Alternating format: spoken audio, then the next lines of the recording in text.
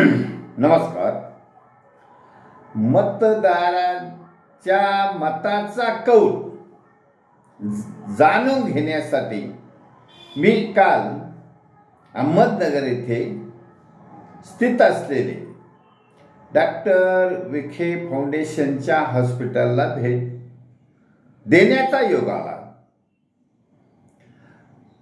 त्या ठिकाणी आश्चर्याची गोष्ट अशी की एवढं मोठं हॉस्पिटल, एवढी मोठी सुविधा, एवढे मोठी पेशंटची गर्दी असूनही समाजसेवेचा मार्ग अवलंबूनही डॉक्टर सुजय विखेंना हार पत्करावा का लागली. अर्थात मी जे निवडून आलेला उमेदवार आहे त्याची स्तुती करत नाही, म्हणून मतदाराचे अंशतः आभार मानले, पार्शियली थँक्स म्हटलेलं आहे.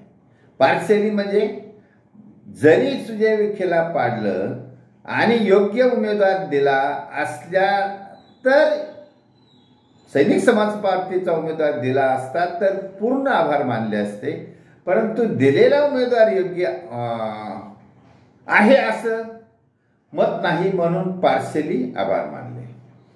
चला विषय पुढचा असा आहे की अहमदनगर जिल्ह्यातील मतदारांचा कौल मात्र मला समजला. कारण येत्या विधानसभेच्या निवडणुकीमध्ये अहमदनगर जिल्ह्यात जे आमदारांच्या जागा आहेत, 12 जागा आहेत, त्या जागेवर अहमदनगर जिल्ह्यातील मतदार नक्की आणि नक्की सैनिक समाज पार्टीच्या उमेदवारालाच निवडून देणार आहे याची माझी खात्री झाली आहे. चला, कारण अहमदनगर जिल्ह्यामध्ये अनेक साखर कारखानदार, शैक्षणिक संस्था, 2 नंबर पैशावाल्यांची खूप संख्या आहे, परंतु युग बदललं आहे. पैशाने राजकारण करता येत नाही किंवा पैशाने राजकारण केलेल्यांना यश मिळत नाही. हा एक समाजाने घेतलेला निर्णय आहे. कारण कोणत्याही मार्गाने पैसा कमवा. आता सध्या आमच्या मतदारसंघामध्येच दिलीप खेडकर नावाचे व्यक्ती होते, त्यांचा भ्रष्टाचार उघडकीस आलेला आहे. त्यांनी पण तिकडं पैसे कमवून इकडं राजकारणात उमेदवारी केली, त्यांनाही हे आलं नाही. म्हणून हा समाजाने घेतलेला निर्णय आहे. भारतीय समाजाने, सुशिक्षित नागरिकांनी घेतलेला निर्णय आहे की आता फक्त सज्जन आणि सज्जन उमेदवारालाच निवडून द्यायचं, सज्जन उमेदवारालाच आमदार करायचं, सज्जन उमेदवाराच्या हातातच सत्ता द्यायची, तरच या राज्यामध्ये, या महाराष्ट्रामध्ये राजा हरिश्चंद्राचं सत्याचं राज्य येणार आहे. आणि त्यामुळे या महाराष्ट्रासाठी हे अहमदनगर मॉडेल पुढे झालेलं आहे. त्यामुळे महाराष्ट्रातील विधानसभेच्या 288 जागेवर सैनिक समाज पार्टीच्या तिकिटावर सज्जन उमेदवार उभे राहणार आहेत आणि आम समाजातील नागरिक त्यांना निवडून देणार आहे.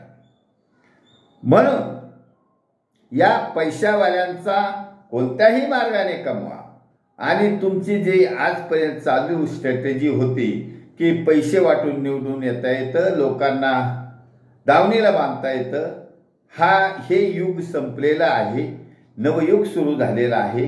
सज्जनाचं राज्य येणार आहे. राजा छत्रपतीच्या रयतेच्या राज्याची पुनरावृत्ती होणार आहे.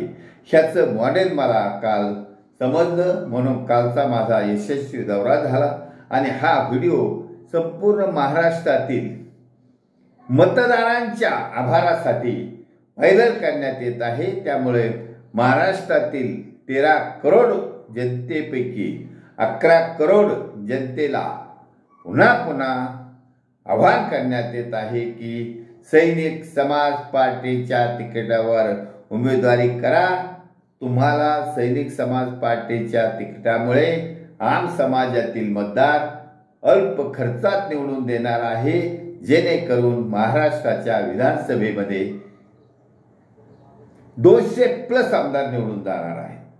आता काल पुन्हा एक सेकंड इश्यू असा आहे की 26 जुलैला म्हणे सरकारमार्फत कारगिल विजय दिवस साजरा होणार आहे. हे ऐन निवडणुकीच्या मौक्यावर, जसं लाडली बहिणा आहे, लाडला भाऊ आहे, ज्येष्ठ नागरिक आहेत, यांच्यासाठी जे योजना पाठवल्या जातात, तसेच एक माजी सैनिकासाठी ही योजना, हे कार्यक्रम ठेवण्यात आलेला येणार आहे अशी मला कुणकुण लागली.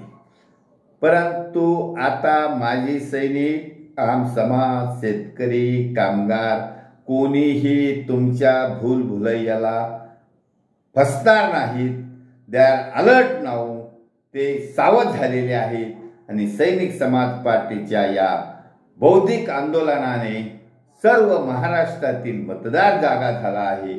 त्यामुळे यापुढे कोणत्याही प्रस्थापित घराण्याच्याही कुटुंबातील, वंशवादी कुटुंबातील गुंडगिरीच्या प्रवृत्तीच्या उमेदवाराला अजिबात थारा मिळणार नाही.